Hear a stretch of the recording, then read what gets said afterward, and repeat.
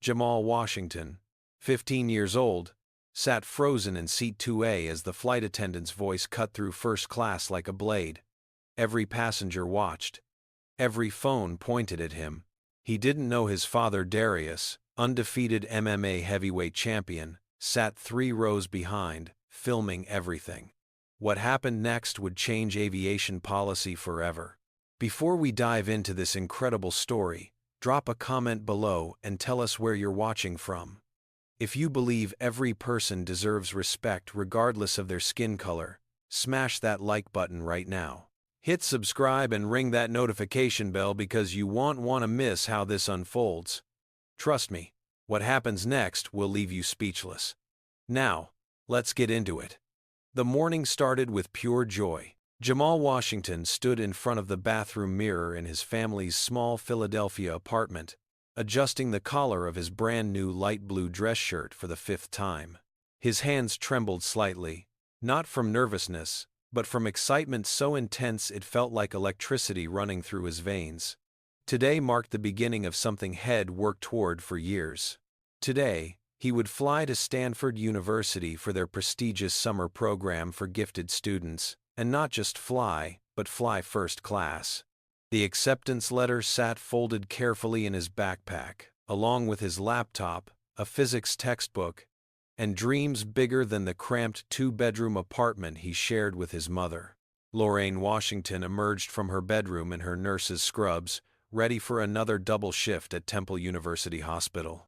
She'd been working overtime for 3 months to buy Jamal the clothes he wore now. The khaki pants pressed with sharp creases, the leather belt, the dress shoes that still smelled new. Her son deserved to look the part when he walked into that program. She'd raised him alone since birth, never once complaining about the father who disappeared before she could tell him about the pregnancy. Some nights, she wondered if Darius even remembered their one encounter 16 years ago, back when he was just a struggling fighter trying to make a name for himself.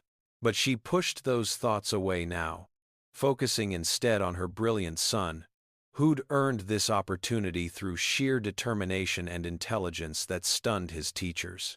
At 6 in the morning, they arrived at Denver International Airport, where Jamal had flown with his debate team for nationals. He'd won the competition, which led to the Stanford invitation. The scholarship covered everything, including the first-class ticket that felt like thick cardstock in his sweating palm. He checked in at the kiosk, his heart pounding when the machine printed out his boarding pass with the words, "First class, seat 2A," in bold letters. The desk agent, a middle-aged woman with kind eyes, smiled warmly at him. "Enjoy your flight, sweetheart." "First class is nice." Jamal nodded, unable to stop grinning as he made his way through security. The terminal stretched before him like a world he'd only seen in movies. Expensive shops selling watches worth more than his mother's annual salary. Restaurants with white tablecloths visible through glass walls. Business people in sharp suits, talking urgently into phones. Jamal walked slowly, taking it all in, feeling like he'd stepped into a different universe. He called his mother from the gate. "Mom, I'm here. I can see the plane. It's huge." Lorraine's voice cracked with emotion. "Baby, I'm so proud of you. Remember to be polite. Say yes, sir, and yes, ma'am. Keep your head up. You belong there just as much as anyone else." He promised he would, not knowing how much he'd need those words in the next hour. What Jamal didn't notice was the man at the VIP lounge entrance, tall and powerfully built, with a black hoodie pulled over his head. Darius Washington had just successfully defended his UFC heavyweight championship belt for the 5th consecutive time at the Denver arena.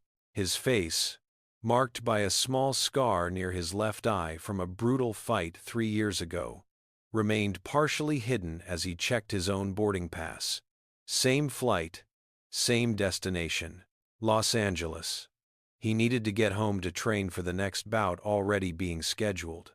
His hands, wrapped in tape from the morning workout, flexed unconsciously as he thought about the upcoming fight, He had no idea that fate was about to deliver something far more important than any championship. When boarding began, Jamal's group was called first. First class and premium passengers may now board. He stood up, legs shaky, and walked down the jetway. The flight attendant at the aircraft door, a blonde woman whose name tag read Susan, greeted the passengers ahead of him with bright smiles. "Welcome aboard. Enjoy your flight." But when Jamal reached her, her expression changed. The smile disappeared. Her eyes narrowed slightly, traveling from his face down to his shoes and back up again. "Can I see your boarding pass?" Her tone wasn't rude exactly, but it wasn't warm either. It was suspicious. Jamal handed it over, confused by the sudden shift. She examined it longer than necessary, turned it over as if checking for forgery, then looked at him again. "Go ahead," she finally said, her voice flat. The first-class cabin took his breath away. The seats were massive, covered in soft leather the color of cream. Each one had its own entertainment screen, power outlets, and enough legroom to stretch out completely. Small pillows and blankets sat folded on every seat. The overhead bins were spacious and clean. Everything smelled expensive, like new car leather mixed with subtle cologne. Jamal located 2A, a window seat in the second row. He carefully placed his backpack in the overhead compartment and slid into the seat, his hands running over the armrests in wonder. This was really happening. But the stares began immediately. The man in seat 1A, distinguished-looking with silver hair and a charcoal Armani suit, glanced back at Jamal with raised eyebrows. He looked like the kind of man who appeared on the covers of business magazines. Mitchell Pembroke, though Jamal didn't know his name, had built a consulting empire worth hundreds of millions. He prided himself on reading people, on knowing who belonged where, and in his assessment, this black teenager in first class was an anomaly that needed explanation. Next to Jamal in 2B sat Constance Hartford, dripping in diamonds and carrying a Hermes bag that cost more than Lorraine's car. She settled into her seat, noticed Jamal, and immediately pulled her purse closer to her body, as if his mere presence posed a threat to her belongings. Susan returned, accompanied by another flight attendant named Rachel.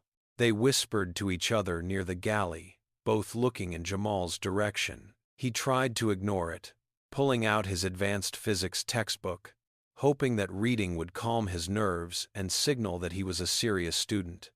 But the whispers continued. Other passengers boarded, filling the first-class cabin.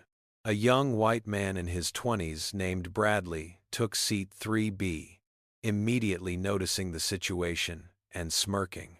Gregory, a businessman in his 40s with thinning hair, sat in 3A and also registered Jamal's presence with visible surprise.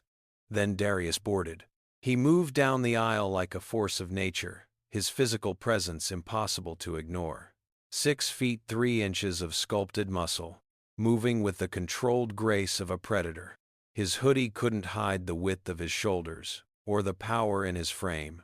A few passengers recognized him, their eyes widening.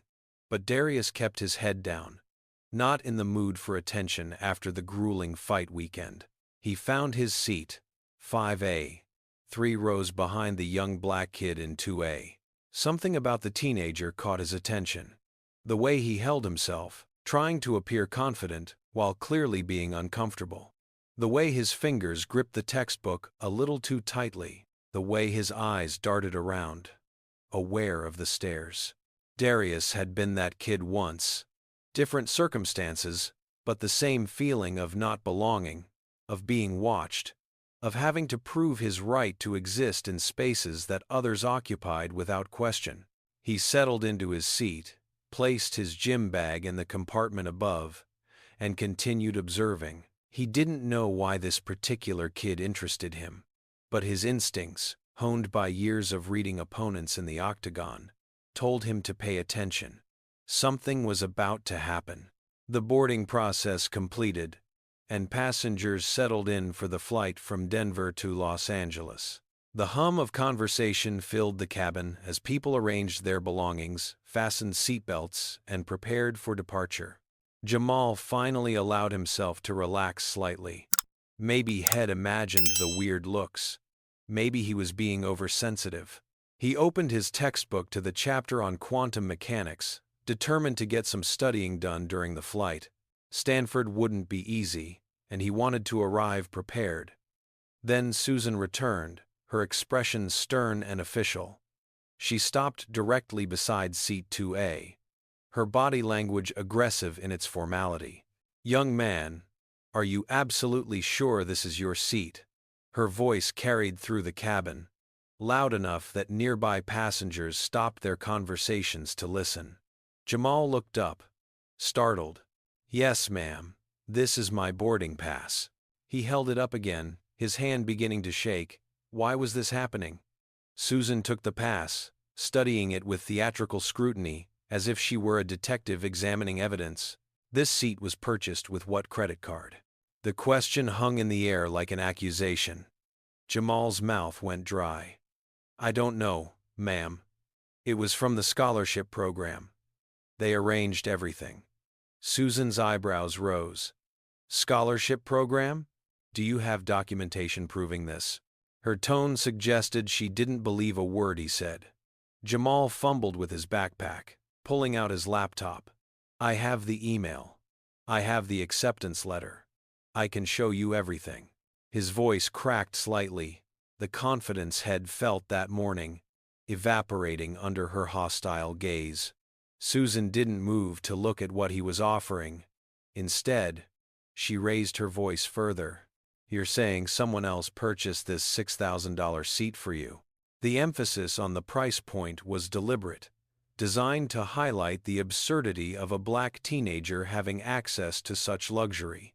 Mitchell Pembroke couldn't resist inserting himself into the situation. He turned in his seat, addressing Susan directly. "For heaven's sake, this is getting ridiculous. First class is for paying customers who can afford to be here." His tone dripped with entitlement, the voice of a man accustomed to being heard and obeyed. Constance Hartford nodded vigorously, clutching her pearls literally and figuratively. "I paid $6,000 for this seat. I expect a certain atmosphere." She didn't say what she meant, but everyone understood. She expected first class to be free of people like Jamal. Susan pulled out her radio, speaking into it with unnecessary volume. "This is Susan in first class. We have a situation. I need a gate agent to board immediately." Rachel, the other flight attendant, hovered nearby. Her expression sympathetic, but her silence complicit. She wouldn't challenge Susan, wouldn't speak up for the clearly frightened teenager. The career risks were too high. Better to go along, to follow orders, to maintain the status quo even when the status quo was deeply wrong. Jamal's hands trembled as he pulled up his email on the laptop. The screen illuminated his face, showing the official communication from Stanford University summer programs. "Here, ma'am. This is the proof." He turned the screen towards Susan, his voice barely above a whisper now. She glanced at it for perhaps 2 seconds. This could be fabricated. Anyone can fake an email. The accusation of fraud hung in the air, poisonous and cruel. How had this happened? How had a morning that started with such joy turned into this nightmare? The gate agent, Linda, a tired-looking woman in her 30s, boarded the aircraft and made her way to first class. Susan briefed her quickly, speaking in low tones that nonetheless carried to the surrounding seats. "He claims he has a ticket, but I don't believe this is legitimate. We need him moved." Linda approached Jamal with an expression of forced patience.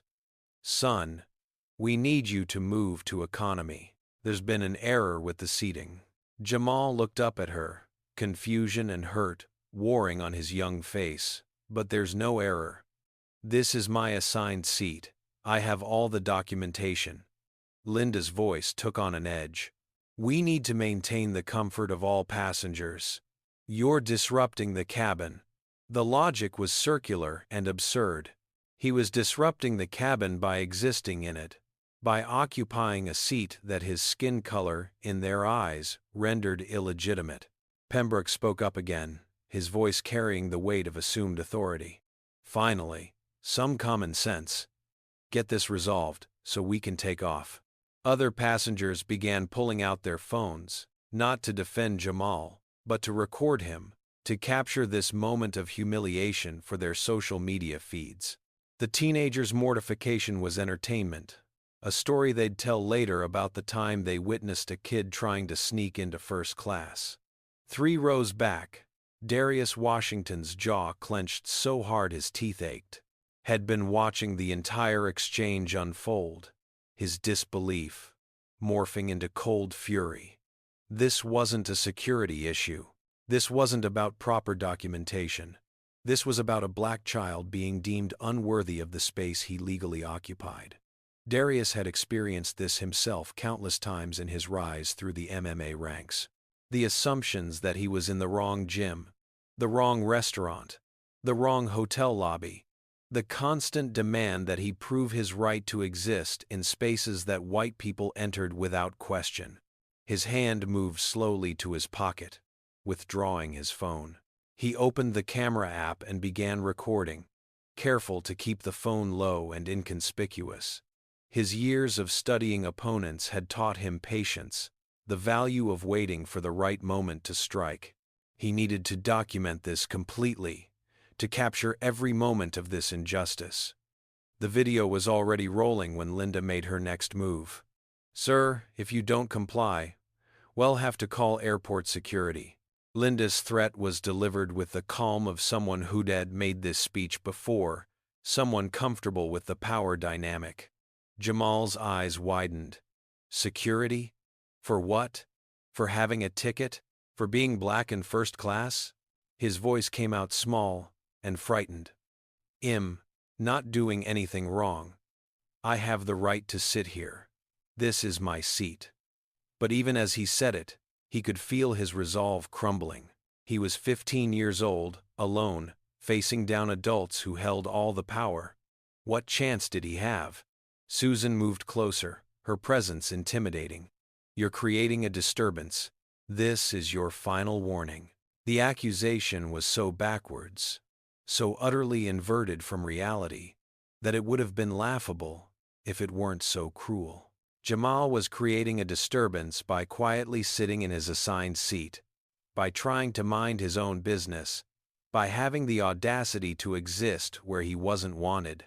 He looked around desperately, searching for even one friendly face, one person who would speak up for him, but he found only cold stares, raised phones, and hostile faces. From seat 4B, a young man named Bradley leaned forward and stage whispered to his neighbor. "Typical. Always playing the victim. Probably stole that ticket." The comment was meant to be heard, meant to further humiliate. Several passengers snickered. The mob mentality was building, feeding on itself, growing bolder with each passing moment that no one challenged it. The radio crackled again, as Susan called for backup. "We need airport security in first class immediately." Passenger refusing to comply with crew instructions. The code words were carefully chosen, designed to paint Jamal as a threat rather than a victim. Within 2 minutes, heavy footsteps sounded in the jetway. Officer Brennan appeared first. A bulky man in his 50s, with a face reddened by years of poor diet and high blood pressure. His uniform stretched tight across his stomach. Behind him came Officer Hayes, a stern woman in her mid-30s with her hair pulled back so tightly it seemed to pull at her features. Brennan surveyed the scene with the casual arrogance of someone who'd made up his mind before hearing any facts. "All right, what's the problem here?" He directed the question to Susan, not to Jamal, already establishing where his sympathies lay. Susan launched into her explanation, her voice taking on a wounded quality, positioning herself as the reasonable party dealing with an unreasonable situation. "This young man is refusing to leave his seat. We've asked multiple times. He won't provide adequate proof that he belongs in first class." Brennan turned his attention to Jamal. his eyes traveling over the teenager in a way that felt like violation. His gaze lingered on Jamal's new clothes with obvious suspicion, as if their very newness proved something nefarious. "Son, you need to get up right now." It wasn't a request. It was a command, delivered with the expectation of immediate obedience. Jamal looked up at the officer, tears now threatening to spill from his eyes. "I have a ticket." I showed them. "I have emails from Stanford. I'm supposed to be here." Hayes stepped forward, her hand resting on her hip near her pepper spray. "Don't make this harder than it needs to be. Stand up." The threat was implicit but unmistakable. Comply or face force. Jamal's entire body shook now. This couldn't be happening. This was supposed to be the best day of his life. He was supposed to be heading toward his dreams, not being treated like a criminal for the crime of sitting in an airplane seat. Brennan held out his hand. "Show me your ID and explain how you got this ticket." Jamal pulled his wallet from his pocket with trembling fingers, extracting his school ID and his state identification card. He handed them over, along with his phone showing the email chain with Stanford. Brennan examined the IDs with exaggerated slowness, holding them up to the light as if checking for forgeries. "How do I know you didn't steal this ticket? Where did you really get it?" The accusation was direct now, no longer veiled. Constance Hartford, emboldened by the presence of security, spoke up loudly. "Oh my God! I knew it! Check his bag. He probably has stolen items." The suggestion was so outrageous, so completely without basis, that it should have been dismissed immediately. Instead, Hayes reached for Jamal's backpack in the overhead compartment. "We need to search your belongings." Jamal jumped up from his seat, his voice rising in desperation. "You can't do that. That's my property. You need a warrant or something." But Hayes was already opening the backpack, dumping its contents onto the empty seat next to them.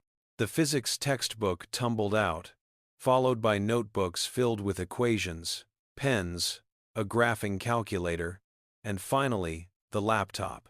Hayes held up the MacBook as if it were evidence of a crime. "Where did you get this?" "This is expensive equipment." The implication was clear. A black teenager couldn't possibly have come by such an item legitimately. Jamal's voice broke as he answered. "It's from the scholarship. Everything is from the scholarship. Please, just call Stanford. They'll confirm everything. Just call them." But no one reached for a phone to make that call. No one took the simple step that would have resolved everything in seconds. Because this wasn't actually about verification. It was about power and control, and making sure a black child learned his place. Pembroke weighed in again, his voice dripping with self-righteous indignation. "This is a disgrace. Airlines need better screening. We can't have just anyone sitting in first class." The anyone was doing a lot of work in that sentence, standing in for words he knew better than to say out loud in 2024. Gregory, in seat 3A, was filming everything on his phone now, narrating under his breath. Unbelievable. Kid trying to scam his way into first class. This is going straight to Twitter. He held his phone high, making sure to capture Jamal's face, contorted in anguish. The teenager had become content, a cautionary tale, a spectacle for strangers to consume and judge. Phones were everywhere now, a forest of devices all pointed at one frightened child. Jamal finally broke. Tears spilled down his cheeks as he stood in the aisle, his belongings scattered, his dignity shredded, his dreams of Stanford feeling impossibly far away. He wiped at his face with the back of his hand, trying desperately to maintain some composure, but it was too much. He was 15 years old. He wanted his mother. He wanted to go home. He wanted to disappear. "Please," he whispered. "Please, I'm telling the truth." Bradley, the young passenger in 3B, let out a theatrical sigh and said loud enough for everyone to hear, "Why don't you just go back where you belong? Economy is that way." He pointed toward the back of the plane, his gesture sweeping and contemptuous. Several passengers laughed. Actually laughed at a crying child being publicly humiliated. The cruelty was breathtaking in its casualness, in how easily it came, in how many people participated without hesitation. That laugh was the breaking point for Darius Washington. Head remained still, documenting everything, his phone capturing angles and audio, building a case that would be irrefutable. But he couldn't sit there anymore. His championship training had taught him control, discipline, the ability to manage emotion and channel it productively. But it had also taught him when to fight. And this was a fight. Darius stood, and the act of his standing changed the entire energy of the cabin. He rose to his full height, his shoulders seeming to expand, his presence suddenly dominating the space in a way that made everyone aware of him simultaneously. His hoodie fell back slightly, revealing more of his face. He stepped into the aisle, and passengers instinctively leaned away, creating space, responding to the primal recognition of a predator in their midst. He began walking forward, each step deliberate and controlled. The camera on his phone was still recording, now capturing his own movement through the cabin. As he approached the scene around Jamal, his voice cut through the chaos with the clarity of a bell. What exactly is happening here? The question was simple, but his tone carried weight, authority, and barely restrained fury. Brennan turned to face this new challenge, his hand instinctively moving to his belt where his radio and weapons hung. But something about the man approaching made him hesitate. This wasn't a random passenger jumping into a situation that didn't concern him. This was someone who moved like violence, was a language he spoke fluently. "Sir, this doesn't concern you. Please return to your seat." Brennan tried to project authority, but his voice wavered slightly. Hayes positioned herself between Darius and Jamal, her body language defensive. Darius stopped about 3 feet away, close enough that his physical presence was overwhelming, far enough that he couldn't be accused of threatening behavior. His voice remained calm, but there was steel underneath. "This absolutely concerns me. You're harassing a child based on the color of his skin." The directness of the statement sent a ripple through the cabin. No one had said it out loud yet. Everyone had danced around it, used coded language, pretended this was about tickets and documentation and protocol. But Darius named it for what it was. Susan stepped forward, her face flushed. "Excuse me. We're following protocol. We have every right to verify tickets." Darius' eyes locked onto hers, and she flinched at what she saw there. "Protocol? I've been sitting in seat 5A for 10 minutes now. I watched you board every passenger. You checked his ticket 3 times. 3 times. You demanded documentation. You called security. You searched his belongings without cause. You threatened him with arrest." He paused, letting each point land. "You didn't do that to anyone else in this cabin, not one other person. Why is that?" The silence that followed was deafening. No one had an answer they could say out loud. The truth hung in the air, ugly and undeniable. Hayes narrowed her eyes at Darius, something in his face, triggering recognition. "Wait. Are you Darius Washington?" Her voice carried a mix of surprise and uncertainty. The name rippled through the cabin. Passengers who'd been avidly watching the teenager's humiliation now pulled up Google on their phones, searching for the name. Darius didn't smile. "Yes, and I've recorded everything that happened here." He raised his phone, the screen visible, showing the ongoing recording. The timestamp proved he'd been filming for over 12 minutes. Every moment of Jamal's ordeal was documented. Brennan's face went pale, a visible draining of color that started at his hairline and spread downward. "Sir, we were just doing our job." The protest sounded weak even to his own ears. "Your job is to protect passengers, not humiliate them. This young man showed you his ticket. He showed you his ID. He showed you his documentation from Stanford University. Darius' voice grew harder with each sentence. But that wasn't enough, was it? Because in your mind, a black kid can't possibly belong in first class legitimately. So, you created a situation. You manufactured a crisis. You terrorized a child. The word terrorized hit like a physical blow. Several passengers shifted uncomfortably in their seats. They'd participated in this, with their stares, their whispers, their phone cameras, their laughter. They'd been complicit in the terrorizing of a 15-year-old boy whose only crime was existing in a space they didn't think he deserved. Pembroke opened his mouth to speak, to offer some defense. But Darius' gaze swung to him. Don't. The single word carried such weight that the businessman actually shrank back into his seat. Now, before we see what Darius does next, let me ask you something. How many of you have witnessed something like this? Maybe not on a plane, but somewhere.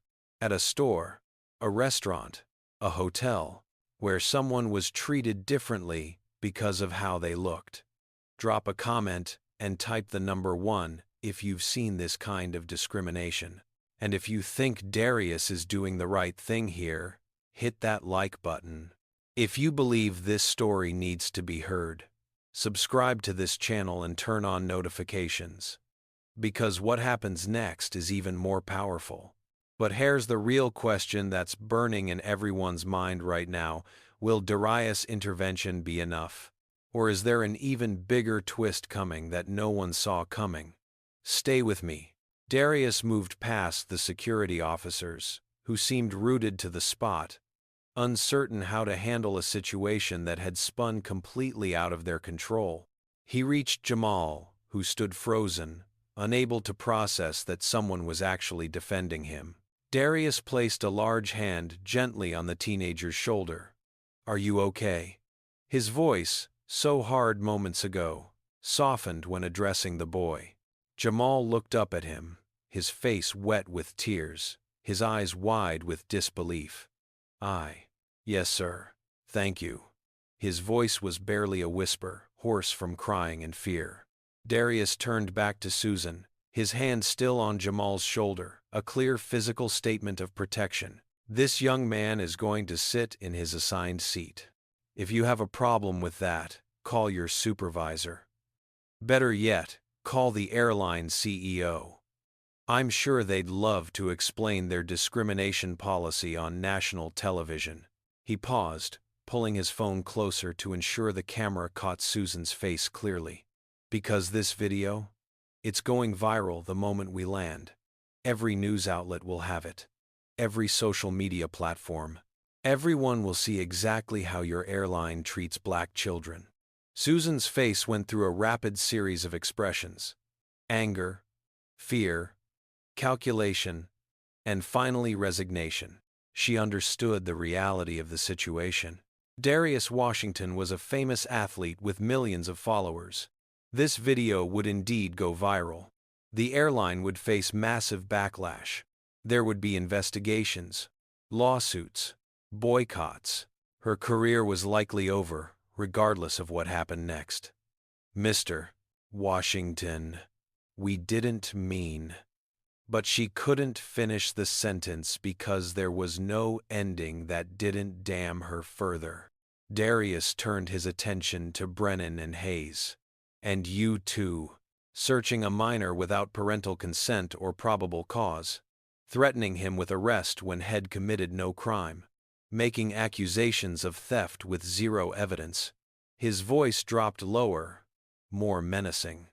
Filing a formal complaint with TSA, filing a complaint with the airport authority, and sending this video to every civil rights organization in the country.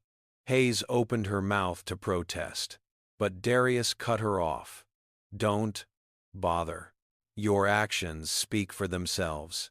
The passengers had been so eager to participate in Jamal's humiliation now desperately tried to become invisible. Constance Hartford hid her face behind a magazine, as if that could erase her earlier calls to search the boy's bag. Pembroke stared fixedly at his phone, suddenly fascinated by something on the screen, unwilling to meet anyone's eyes. Bradley had sunk low in his seat, his own phone now dark. The video had been taken abruptly stopped. Gregory was frantically deleting files, realizing too late that his gleeful documentation of a child's suffering would not play well in the court of public opinion. Darius addressed the entire cabin now, his voice carrying to every passenger. I want the names of every staff member involved in this incident. I want a written apology from the airline, and I want policy changes to ensure this never happens again. He looked at each face, making eye contact, making sure they understood the gravity of what had occurred. Any of you who recorded this boy being humiliated, you better hope those videos don't surface, because my legal team will make sure you regret it. The threat was effective. Phones were slipped into pockets and bags.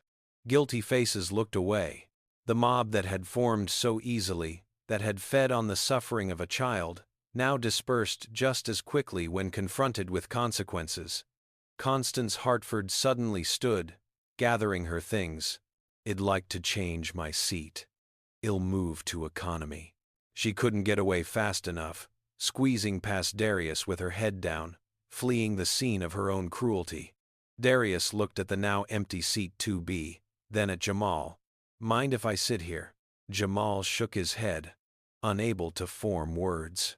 Darius helped the boy gather his scattered belongings, carefully placing each item back into the backpack with a gentleness that contrasted starkly with his earlier intensity. He handed Jamal the laptop, then the physics textbook. Advanced physics, huh? That's impressive. Jamal wiped his eyes, some of his composure returning. I'm going to Stanford. Summer program. That's incredible. You should be proud of yourself. Darius settled into the seat next to Jamal, as the security officers and gate agent retreated from the aircraft, defeated and humiliated. Susan and Rachel disappeared into the galley, whispering urgently to each other. The captain's voice came over the intercom, announcing that they'd be departing shortly. The incident was over, but its ripples would spread far wider than anyone in that cabin could imagine. The aircraft pushed back from the gate, and the engines began their powerful whine. Jamal sat in shock, his hands clasped tightly in his lap, trying to process everything that had just happened. Darius sat beside him, his presence solid and reassuring. For several minutes, neither spoke, the silence comfortable despite the extraordinary circumstances. The plane taxied toward the runway, and Jamal watched Denver recede through the window, the Rocky Mountains standing majestic in the distance. Once they reached cruising altitude and the seatbelt sign dinged off, Darius turned in his seat to face Jamal more fully. You did nothing wrong back there. I want you to understand that. Nothing. Jamal nodded, fresh tears threatening but not falling this time. It felt like I did something wrong. The way they looked at me. Like I was a criminal. Darius' jaw tightened. That's what they wanted you to feel. That's the point of that kind of treatment. To make you doubt yourself. To make you feel like you don't belong. He paused, considering his next words carefully. What's your name? Jamal looked at the man who'd saved him, really seeing him for the first time. The famous face, marked by battle, strong and kind simultaneously. Jamal Washington, sir. The moment the last name registered, Darius went very still. His eyes locked onto Jamal's face, searching, studying. Washington? Where are you from? Something in his tone made Jamal sit up straighter. Philadelphia. Born and raised. I've lived there my whole life. Darius felt his heart rate accelerate in a way that had nothing to do with fighting. Who's your mother? The question came out more intense than had intended. Jamal blinked, confused by the sudden shift. Lorraine Washington. She's a nurse at Temple University Hospital. Why? Darius reached for his wallet with hands that weren't quite steady. He opened it, navigating past credit cards and cash to a hidden compartment he rarely opened. From it, he extracted a photograph, old and worn, the edges soft from years of handling. He stared at the photo for a long moment before handing it to Jamal. "Is this your mother?" Jamal took the picture, his eyes widening in shock. It was definitely his mom, but younger, maybe in her early 20s. She looked happy, carefree in a way He'd never seen her. She wore a yellow sundress and was laughing at something outside the frame of the photo.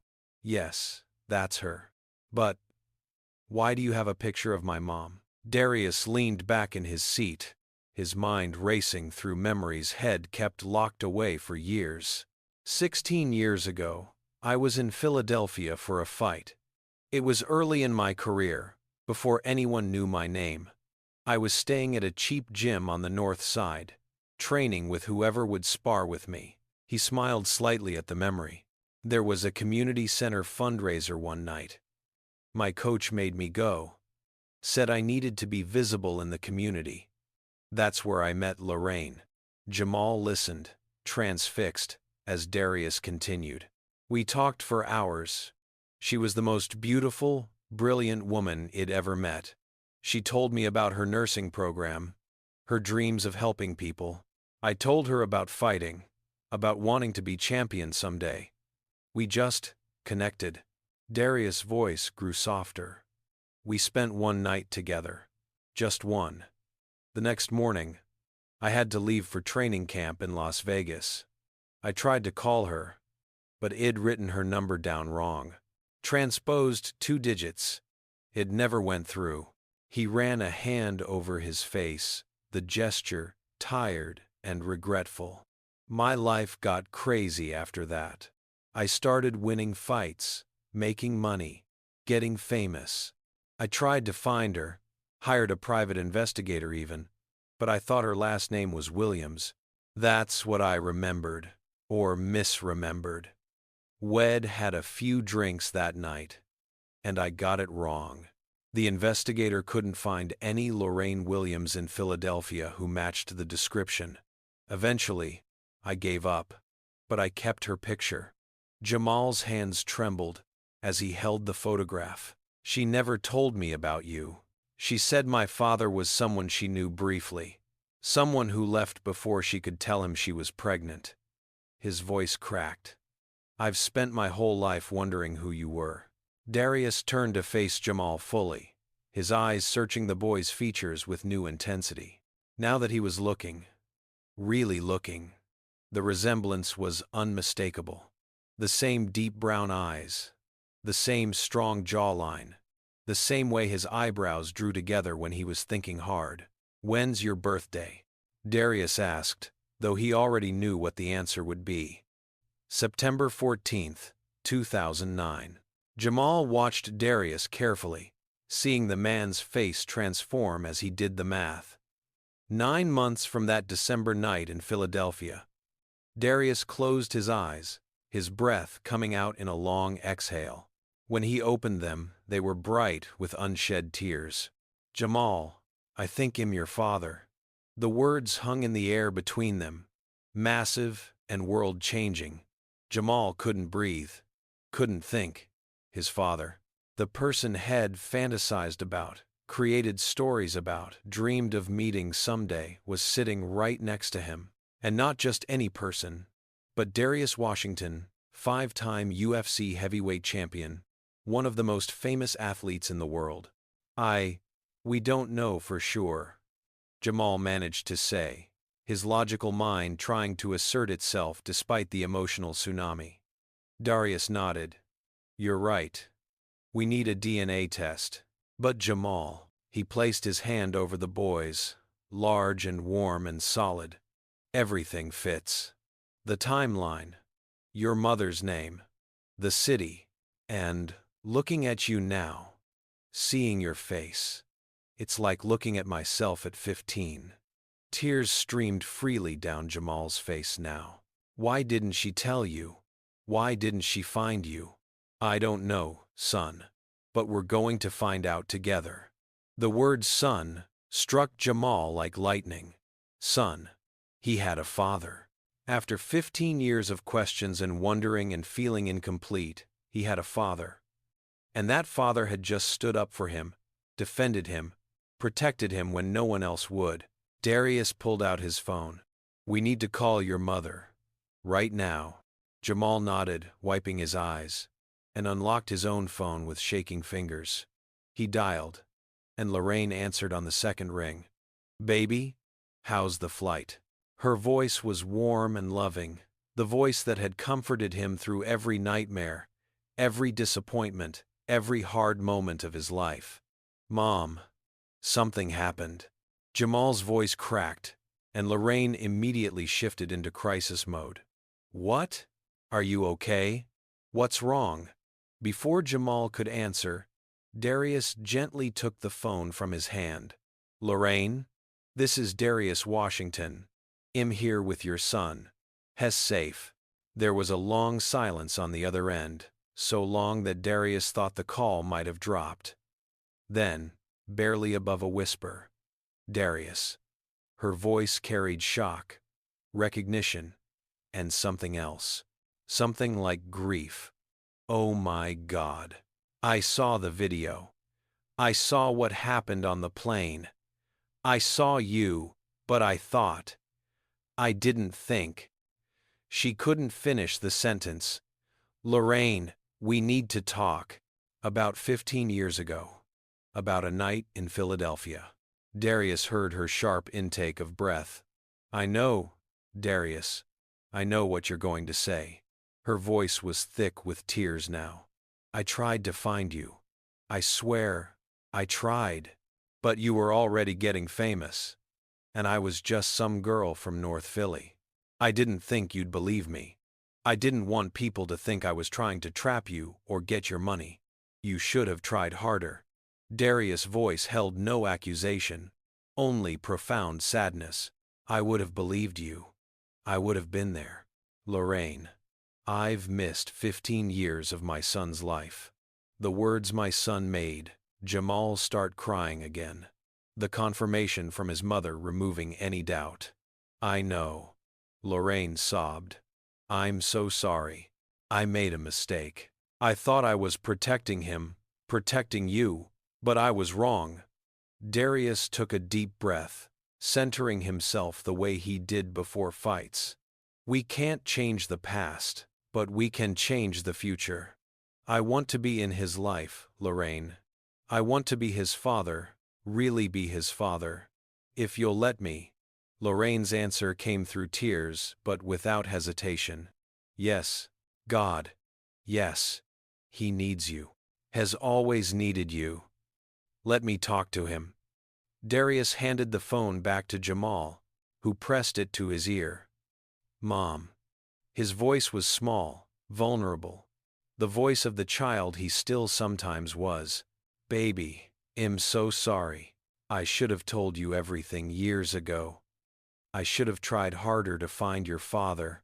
But Jamal, you have to understand. I thought he wouldn't want us. I thought." She broke down completely, sobs making her words almost unintelligible. "It's okay, Mom. We found each other. That's what matters." Jamal looked at Darius. This man who was his father, who'd protected him when he needed it most, who'd claimed him without hesitation.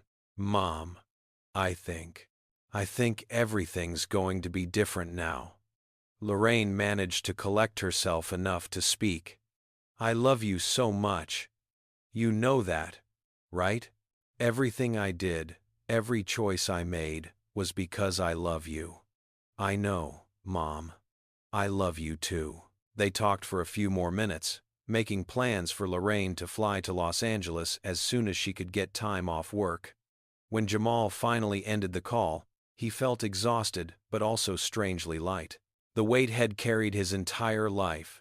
The question of who his father was and why he wasn't there had lifted. Darius sat beside him, solid and real and present. "So what happens now?" Jamal asked.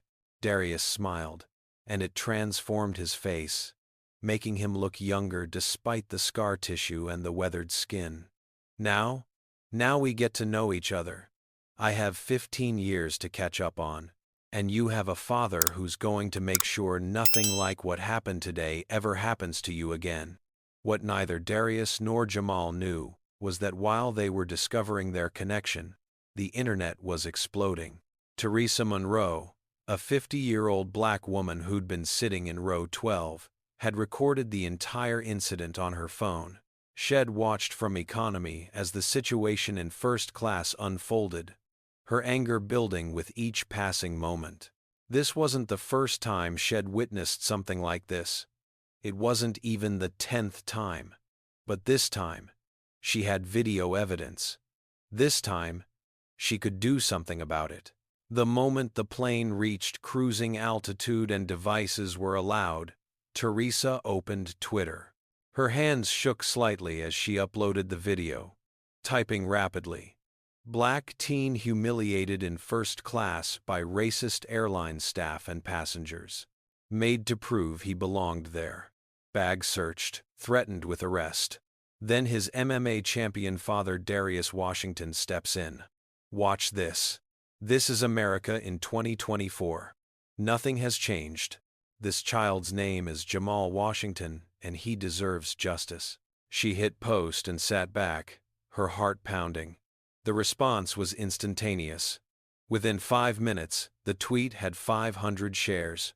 Within 10 minutes, 5,000. The algorithm picked it up, pushing it to trending. Major accounts began resharing. Civil rights organizations, celebrities, athletes, politicians, all weighing in. The video showed everything in clear, undeniable detail.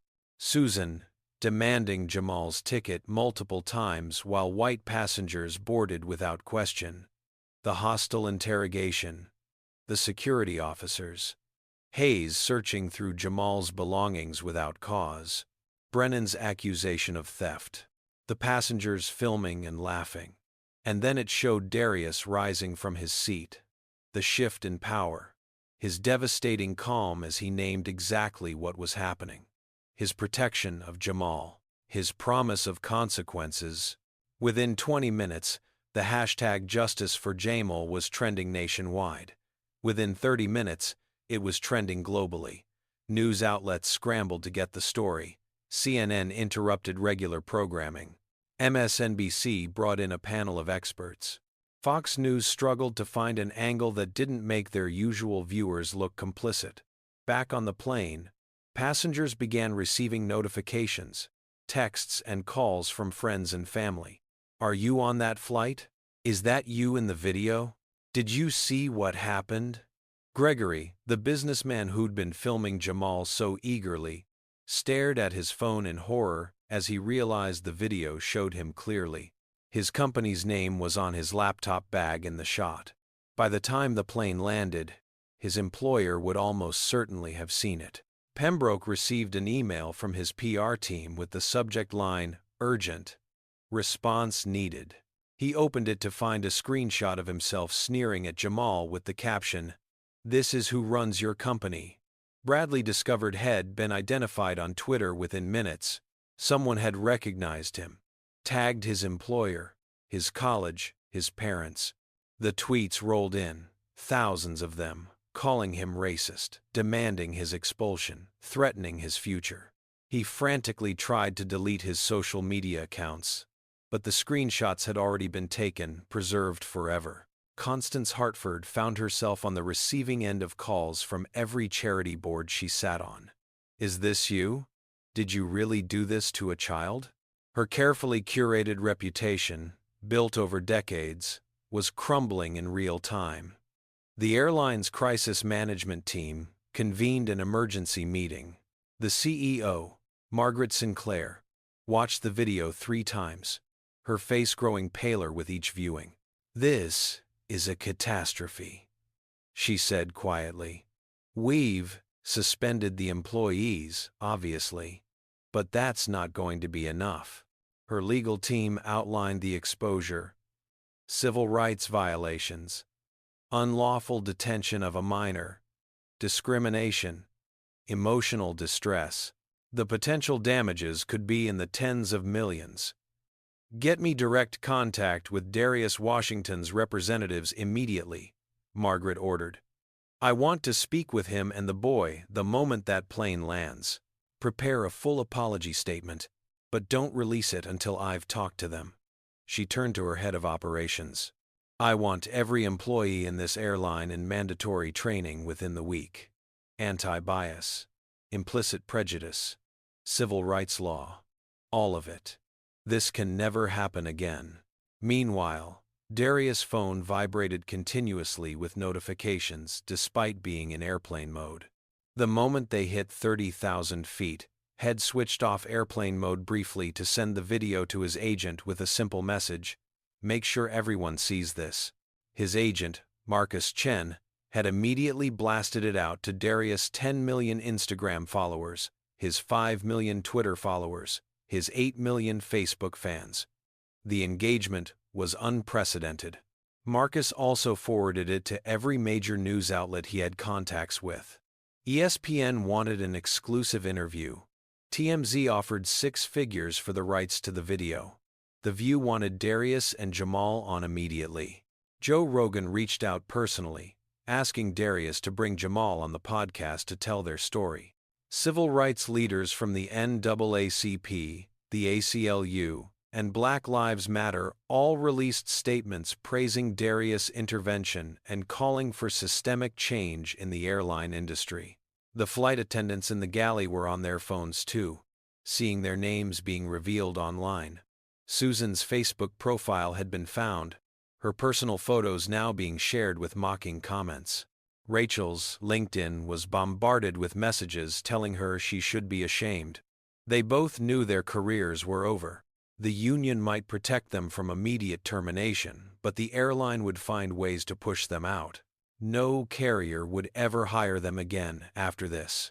Their names would be forever associated with racism, with the abuse of power, with cruelty toward a child. In Denver, the airport authority received notification of the incident and immediately launched an investigation into Brennan and Hayes. TSA headquarters sent a team to review the officers' actions. The video clearly showed them searching a minor without parental consent and without probable cause, violations of both TSA policy and constitutional rights. Their law enforcement careers hung by a thread. Back in Philadelphia, Lorraine's phone exploded with calls. Her coworkers at the hospital had seen the video. Her nursing supervisor called to offer support and inform her that the hospital's legal team was available if she needed them. Friends she hadn't spoken to in years reached out. Her sister called crying, saying she'd always known Jamal's father was someone special. The news crews were already setting up outside her apartment building, waiting to interview her. Stanford University's communications office drafted a statement expressing their full support for Jamal and their commitment to ensuring he felt safe and welcome in their program. The scholarship fund that had sponsored his trip released a statement condemning the discrimination Head faced. Other major companies began announcing they were pulling their business from the airline pending review of their policies. The captain of the flight received a call from the airline's operations center while they were still in the air. We're aware of the situation. When you land, do not allow anyone to deplane until Mr. Washington and his party have been escorted off first. The CEO will be waiting. The captain, a veteran pilot with 30 years' experience, had watched the entire incident unfold. Head wanted to intervene, but protocol dictated that flight attendants handle cabin issues. Now he regretted his inaction deeply. He picked up the intercom. Ladies and gentlemen, this is your captain speaking. I want to address an incident that occurred during boarding. On behalf of this airline and our entire flight crew, I sincerely apologize for the unacceptable treatment of our passenger Jamal Washington. What happened was wrong. It violated our policies and our values. A full investigation is underway, and those responsible will be held accountable. To Jamal, specifically, I am deeply sorry. You did nothing wrong. You deserved better from us. The announcement sent another ripple through the cabin. Some passengers clapped, showing support. Others sat in uncomfortable silence, aware that they'd been complicit. Jamal heard his name over the intercom and looked at Darius with wide eyes. Darius squeezed his shoulder. Good. They should apologize. But it's just the beginning. Words are easy. We're going to make sure there's real change. For the rest of the flight, Jamal and Darius talked. Not about the incident, which felt too raw and recent, but about everything else. Darius told stories about his early fights, the brutal training, the injuries, the long road to the championship. Jamal told him about school, about his love of physics, about his dreams of working for NASA someday.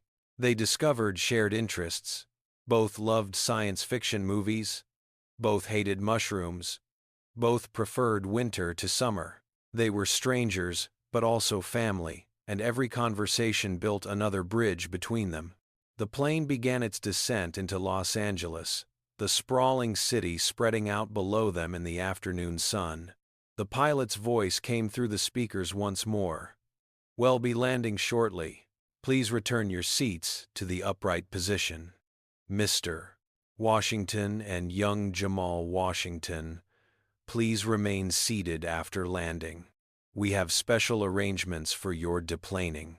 The announcement made it clear that the airline understood the magnitude of what had happened and was scrambling to control the damage. The landing was smooth, the plane taxiing to the gate under the scrutiny of news helicopters hovering overhead. The story had become national news in the time they'd been in the air. Ground crews could see camera crews set up throughout the terminal. The gate area had been cleared of other passengers to create a secure zone. LAX security had assigned extra officers, not to protect the airline, but to protect Darius and Jamal from the media crush that would surely come. As the plane came to a stop, the captain made a final announcement. "All passengers, please remain seated. We'll begin deplaning shortly, but we ask for your patience as we manage an unusual situation. Thank you for flying with us today." The subtext was clear. They needed to get Darius and Jamal off first, before any of the passengers who'd participated in the harassment could scatter and avoid accountability. Margaret Sinclair stood in the jetway, flanked by her head of operations, her chief legal counsel, and her director of human resources. She'd been CEO for 3 years, had navigated the airline through the pandemic, through fuel crises, through labor disputes. But this was different. This was a moral failure that no amount of financial maneuvering could fix. She straightened her suit jacket, took a deep breath, and prepared to face the consequences of her employees' actions. The aircraft door opened. Susan and Rachel stood to the side, their faces pale, unable to meet anyone's eyes. Darius stood first, then offered his hand to Jamal. Together, they walked to the front of the plane. As they passed, some passengers looked away in shame.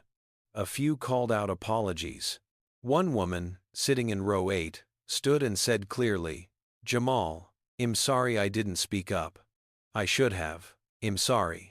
Jamal nodded at her, unable to form words yet.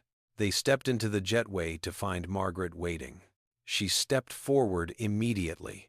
"Mr. Washington, Jamal, I'm Margaret Sinclair, CEO of this airline. I cannot express how deeply sorry I am for what happened to you." Her voice was steady, professional, but her eyes showed genuine distress. Darius studied her for a moment, his fighter's ability to read people telling him she was sincere. "Save your apologies for the cameras. Right now, I want to know what you're going to do about it." Margaret gestured down the jetway toward the gate area. "Walk with me, please."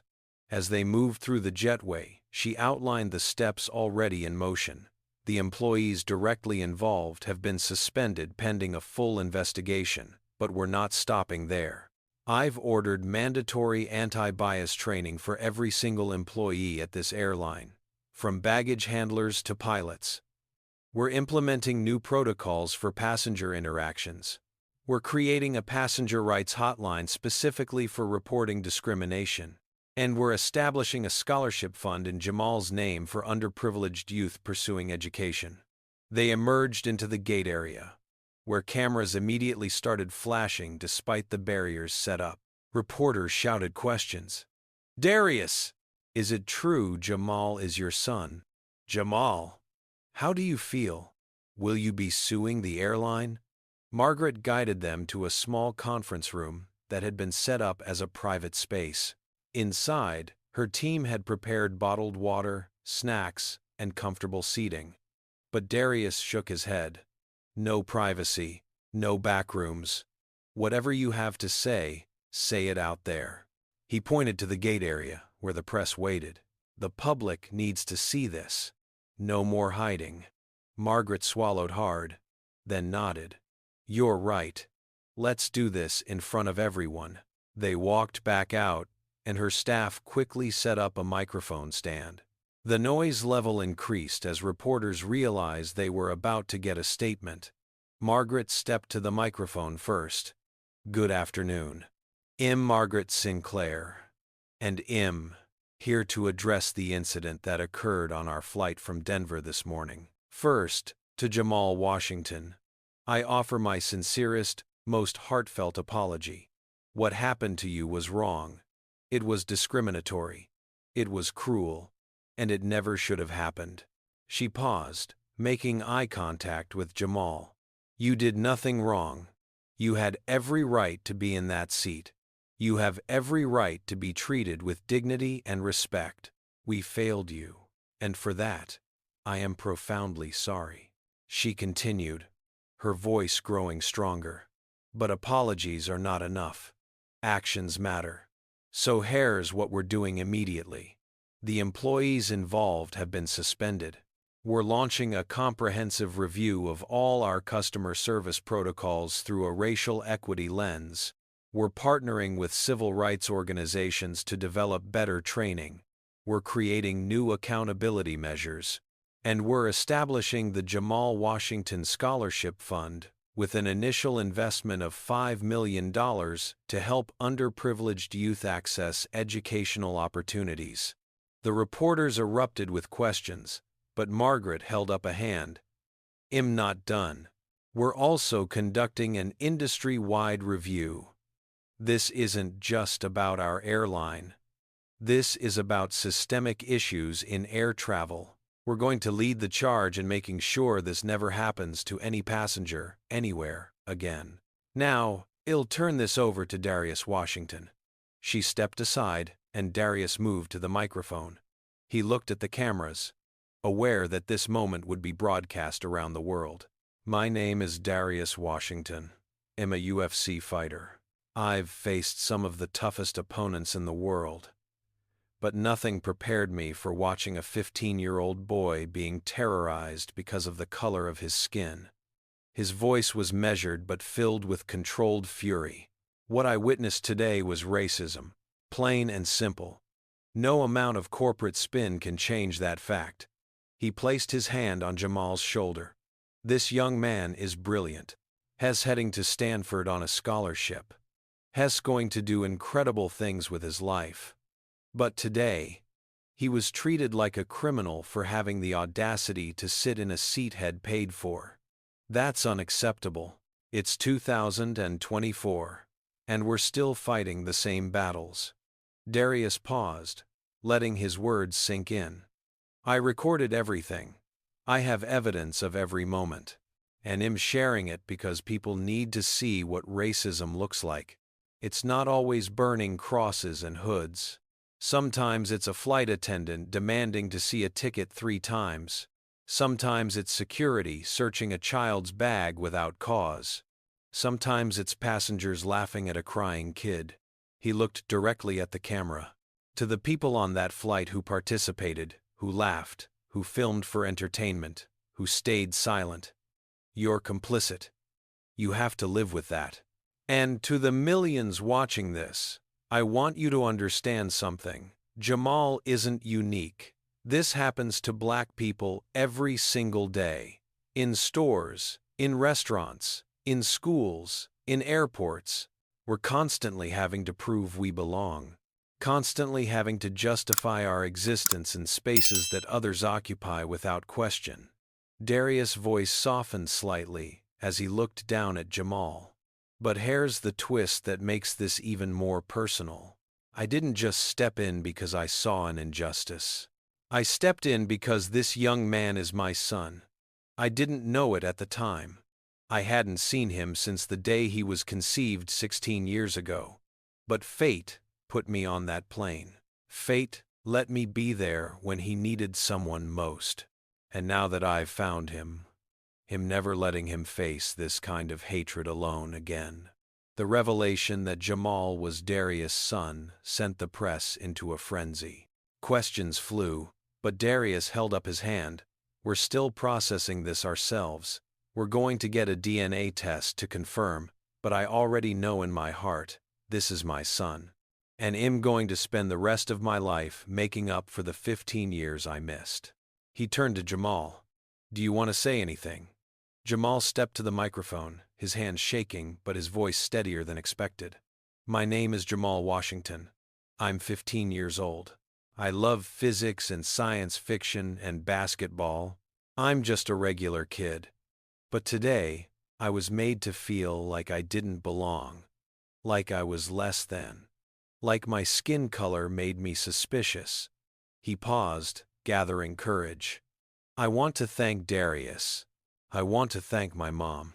And I want to say to anyone else who's gone through this, you're not alone. It's not your fault. And things can change if enough people decide they're tired of this happening. The press conference continued for another 20 minutes, with Margaret answering questions about the airline's policies and Darius fielding inquiries about his relationship with Jamal. Finally, they wrapped up, and Margaret's team escorted Darius and Jamal to a private car. As they drove away from LAX, Darius called his agent. Marcus, I need you to set up interviews.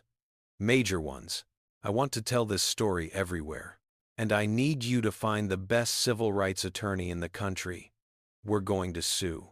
Not for money, for change. Marcus was already 10 steps ahead. I've got calls from everyone. Let's do a primetime special with one of the networks. And I've already reached out to Benjamin Crump's office. He wants to take the case. Darius smiled. Crump was the attorney who'd handled the George Floyd case and dozens of other high-profile civil rights lawsuits. Perfect. Set it up. And Marcus? Find out everything you can about getting a DNA test done immediately. I want confirmation. Beside him, Jamal stared out the window at Los Angeles, rolling by. His phone buzzed constantly with messages from friends who'd seen the video. The principal of his school had called. Teachers had texted. Everyone wanted to know if he was okay, to express support, to say they'd always believed in him. It was overwhelming, but also affirming. He wasn't alone. Had never been alone. It had just taken this horrible experience to show him how many people actually cared. Where are we going? Jamal asked. Darius smiled. First, we're going to get you something to eat. Real food, not airplane food. Then, we're going to my place. I've got plenty of room. Your mom is flying in tomorrow. And we're going to sit down and figure out what comes next. Together, as a family. 3 days later, Darius and Jamal sat in a private medical clinic in Beverly Hills, waiting for DNA test results. The doctor had assured them the results would be conclusive. They'd spent the past 72 hours together, barely apart, making up for lost time. Darius had shown Jamal his training facility, introduced him to other fighters, taken him to dinner at expensive restaurants, where Jamal felt out of place, but Darius made him feel welcome. Lorraine had arrived, and there had been tears, apologies, forgiveness, and finally, hope. Dr. Harrison entered the consultation room, carrying a manila folder. Both Darius and Jamal tensed. This was it. The moment of truth, though they both already knew what the paper would say. Their connection had been immediate and undeniable. But confirmation would make it official, would make it real in a way that emotions couldn't. "Gentlemen," Dr. Harrison said, sitting down across from them, "I have your results. The DNA analysis is complete." He opened the folder, though his expression had already told them everything. "Darius Washington. You are the biological father of Jamal Washington. The probability of paternity is 99.99%. There is no doubt." Darius closed his eyes, breathing deeply, letting the confirmation wash over him. When he opened them, tears spilled freely. He turned to Jamal and pulled him into a fierce hug. "I have a son. I finally have my son." Jamal hugged back, his own tears soaking into Darius' shirt. "I have a dad. I finally have a dad." They stayed like that for a long moment, both crying, both laughing, both overwhelmed by the enormity of this moment. 15 years of absence, erased in an instant. Not really erased, the time lost could never be recovered, but forgiven, understood, and now, finally, moving forward. Lorraine, who'd been waiting outside, was called in. Dr. Harrison showed her the results as well. She looked at Darius, this man she'd known for one night 16 years ago, this man who'd become a champion, this man who was her son's father. "I'm sorry I didn't try harder to find you. I'm sorry for all the time you lost." Darius took her hand gently. "We can't change the past, but I promise you, I won't miss another day. Not one." They spent the next hour in the clinic, filling out forms, getting official copies of the results, making plans for Darius to be added to Jamal's birth certificate. It was all so mundane, so bureaucratic, but also profound. Legal recognition of a bond that had always existed but never been acknowledged. When they finally left the clinic, they went back to Darius' house, an expansive property in the Hollywood Hills with views of the entire city. Meanwhile, the legal and cultural fallout from the airplane incident continued to escalate. The airline faced 3 separate lawsuits, one from Darius and Jamal for discrimination and emotional distress, one from a civil rights coalition for systemic racism, and one from a passenger advocacy group for violating consumer protection laws. The airline's stock price had dropped 12%. Boycotts were being organized. Celebrity endorsers were pulling their partnerships. Susan and Rachel had been fired. Despite their union's protests, the airline deemed their actions indefensible. Brennan and Hayes had been placed on administrative leave by TSA, with termination likely pending the investigation's conclusion. The officers' actions violated multiple federal guidelines, and their body camera footage contradicted their initial written reports, adding charges of filing false statements. But the most dramatic consequences fell on the passengers who had been complicit. Mitchell Pembroke lost the consulting contract that represented 40% of his firm's revenue. His clients had seen the video, seen his sneering face, heard his dismissive comments about certain people not belonging in first class. They didn't want to be associated with him. His business was collapsing, and his reputation was destroyed. Constance Hartford had been removed from 4 charity boards. The organizations released identical statements. "We cannot, in good conscience, maintain a relationship with someone who demonstrated such callous disregard for a child's dignity." Her social circle, built over decades, evaporated overnight. Friends stopped returning calls. Her country club was reviewing her membership. She'd become a pariah. Bradley was expelled from his university. The school's conduct board determined that his actions violated the student code of ethics. His gleeful participation in Jamal's humiliation, captured on video, made him a liability the institution couldn't afford. His parents hired lawyers to fight the expulsion, but the court of public opinion had already convicted him. Future employers would Google his name, and find only the video. Gregory had been fired from his marketing firm. His employer released a statement. The behavior displayed by our former employee does not reflect our company values. We have zero tolerance for discrimination. His LinkedIn was flooded with negative recommendations. His professional network shrank to almost nothing. He'd have to rebuild his career from scratch, assuming anyone would hire him. But beyond individual consequences, systemic changes began. The FAA announced new regulations requiring airlines to implement anti-discrimination protocols. 6 major carriers adopted comprehensive training programs. The Department of Transportation opened investigations into passenger complaint patterns, looking for evidence of systemic bias. Congress scheduled hearings on discrimination in air travel. The Jamal Washington Scholarship Fund, established by the airline, received additional donations from corporations and individuals, quickly growing to $10 million. The fund would provide full-ride scholarships to first-generation college students of color, including first-class travel to campus. The irony wasn't lost on anyone. One boy's humiliation had created opportunities for thousands of others. 5 days after the incident, Darius drove Jamal to Stanford for the start of his summer program.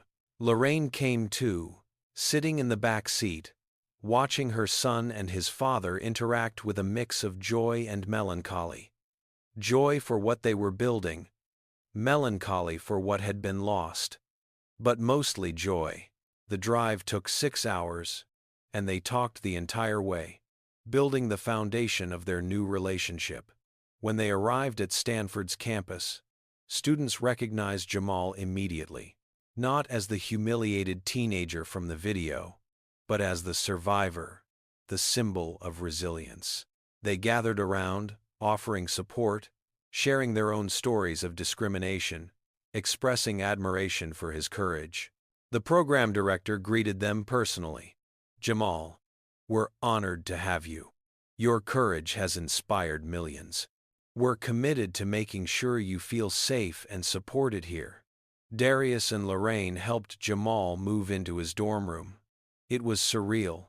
This moment they'd imagined separately for years, now experiencing together. Darius hung a poster. Lorraine organized Jamal's closet. They were co-parenting 15 years late, but they were doing it. When it was time to leave, the goodbye was hard but not desperate. This wasn't forever. Darius would visit. Lorraine would call daily. Jamal had a family now, a real family. And that knowledge gave him strength. Back in Los Angeles, Darius threw himself into his new mission. He announced the formation of First Class for All, a foundation dedicated to fighting discrimination and supporting young people of color. The foundation would provide scholarships, legal support for discrimination victims, and anti-bias training. Darius pledged 10% of all his future fight earnings to the cause. Other athletes joined, contributing money and time. He also used his platform relentlessly.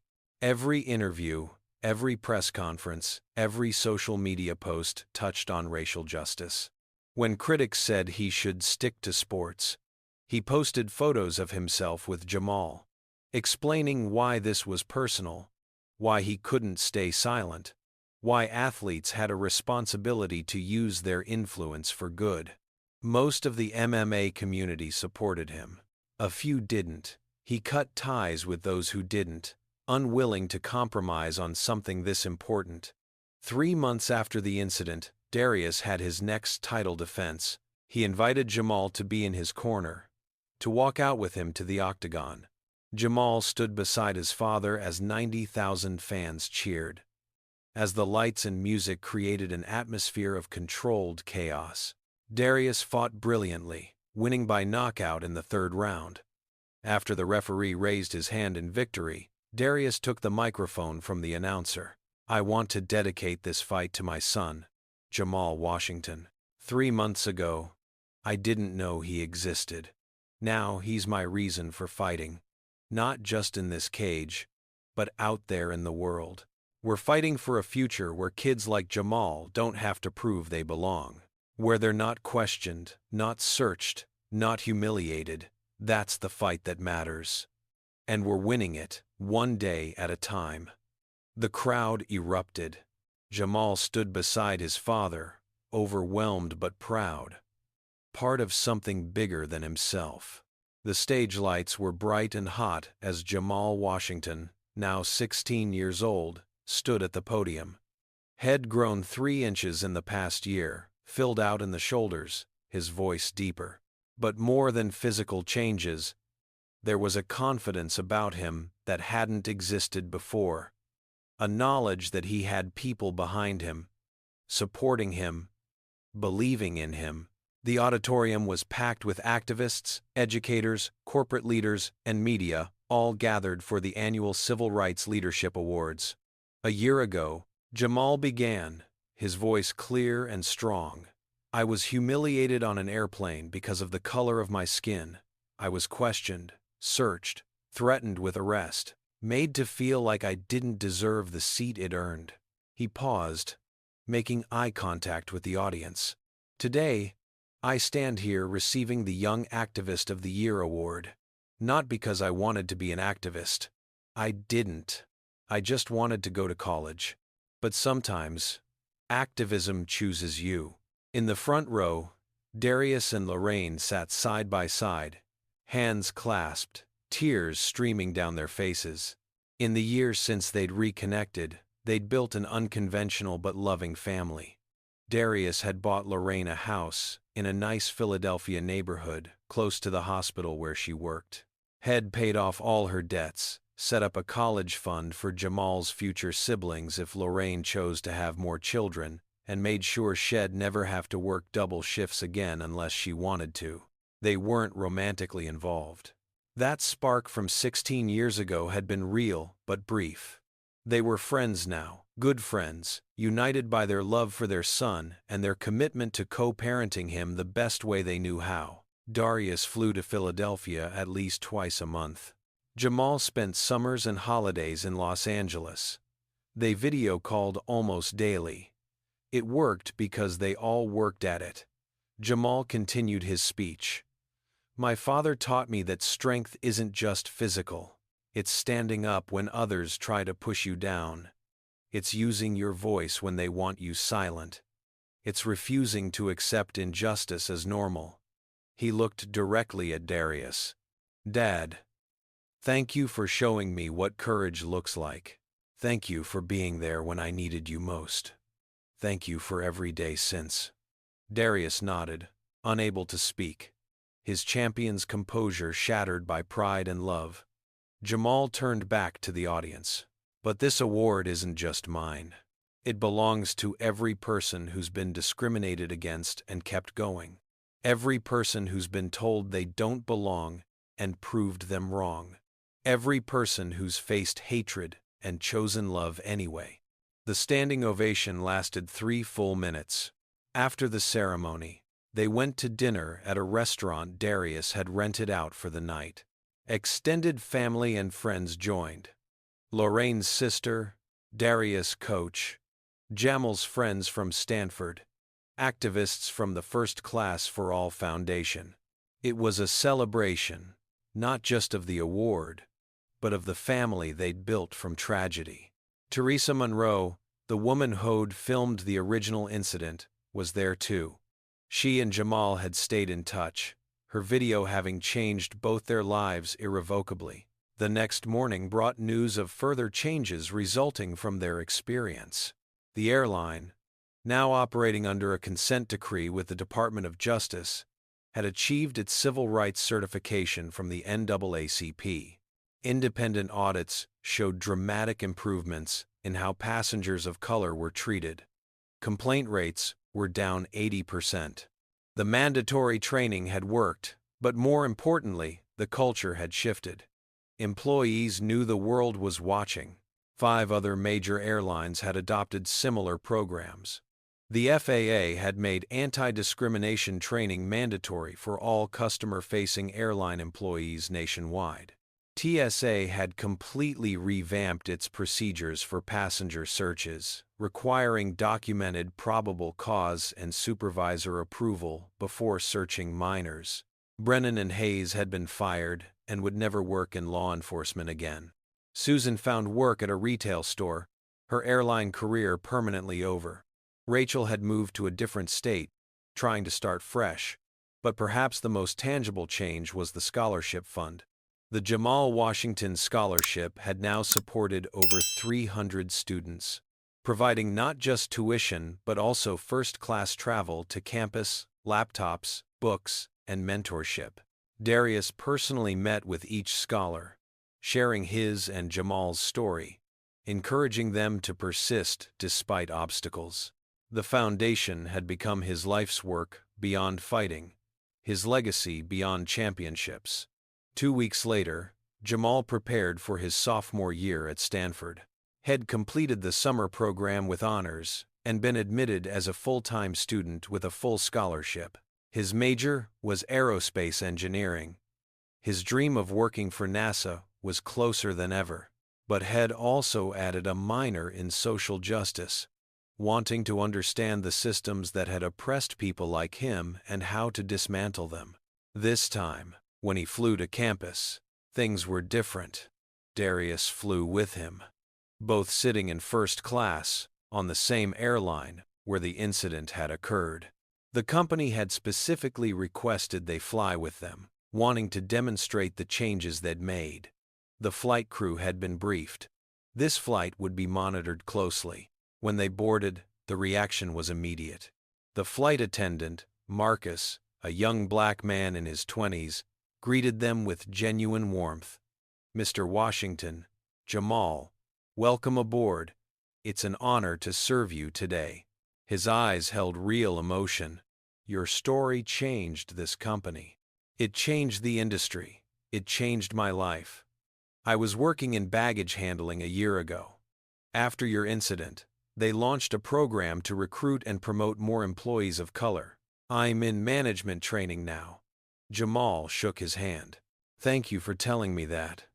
It means a lot." They moved to their seats, 2A and 2B, the same seats where it had all started. The cabin was diverse now, passengers of all races occupying first class without the tension that had permeated the air a year ago.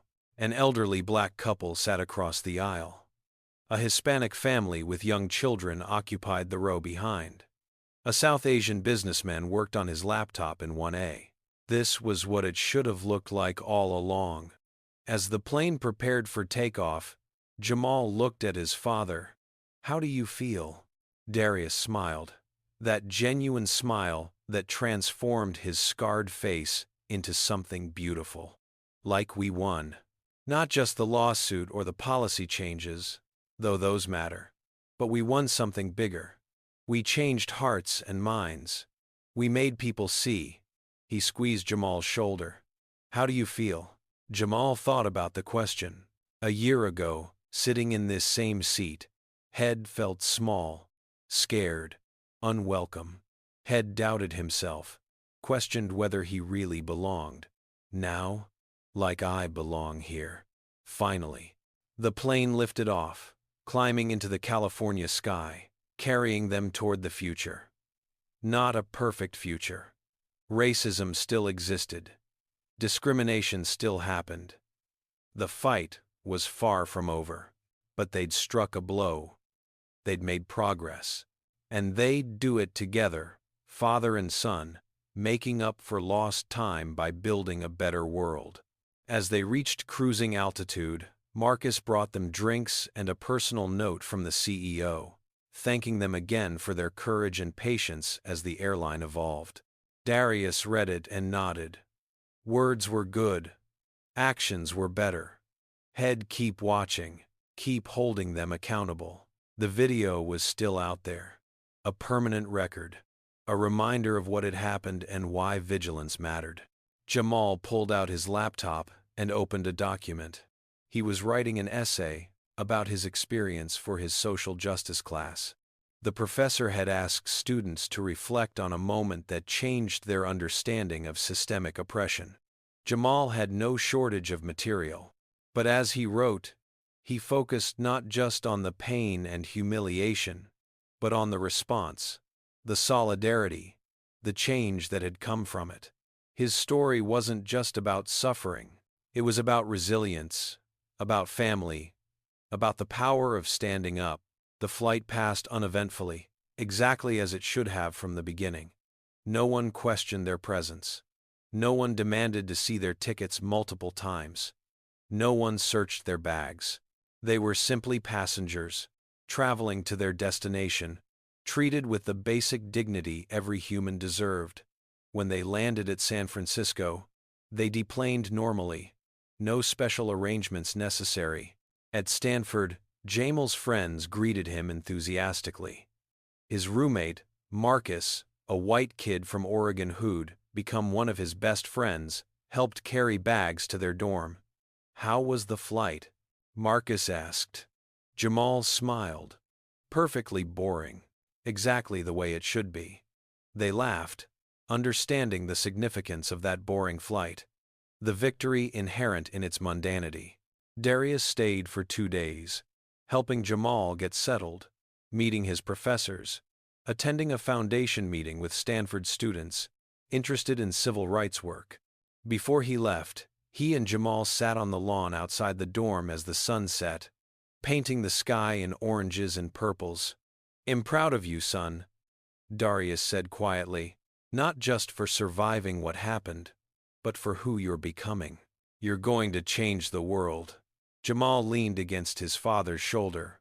"We're going to change it. Together." And they would. The video from that plane had been viewed over 200 million times. It had sparked a national conversation. It had led to policy changes across an entire industry.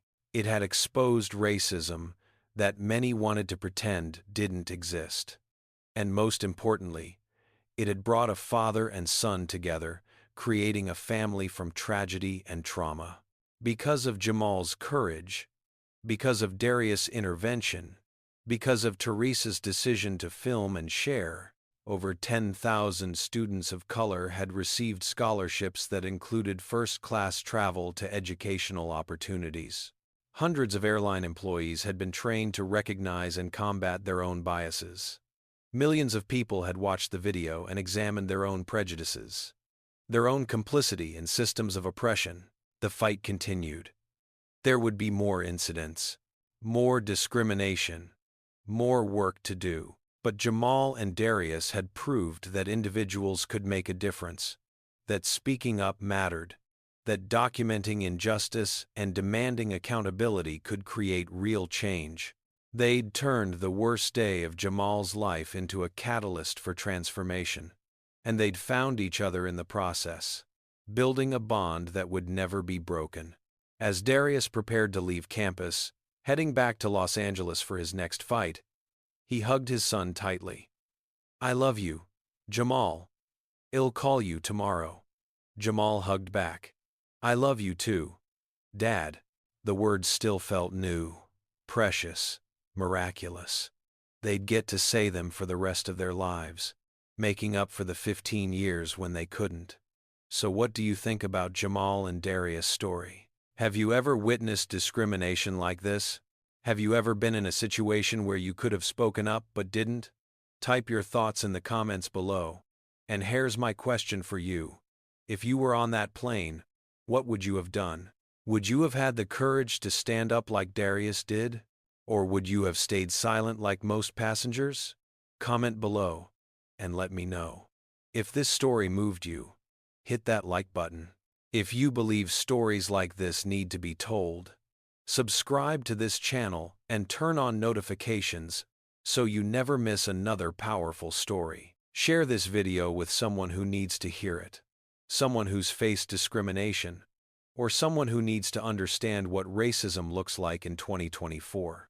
Together, we can create a world where stories like Jamal's have happy endings, where every person is treated with dignity, regardless of the color of their skin. Thank you so much for watching, for listening, and for caring. May you always have the courage to stand up for what's right and may you never have to face injustice alone. Until next time, take care of each other, and remember, we all belong in first class. This story reveals profound truths about discrimination, courage, and redemption. First, racism often hides behind bureaucracy and protocol, making it seem legitimate when it's actually prejudice. Second, silence is complicity. Every passenger who watched Jamal's humiliation without speaking up participated in his suffering. Third, documentation matters. Darius' video became undeniable evidence that sparked systemic change. Fourth, one person standing up can shift entire power dynamics. Darius' intervention didn't just save Jamal that day. It created ripples that transformed an industry. Fifth, tragedy can forge unexpected blessings. The worst day of Jamal's life led him to his father and created opportunities for thousands of other students. Sixth, accountability drives real change. Public exposure forced the airline to implement meaningful reforms beyond empty apologies.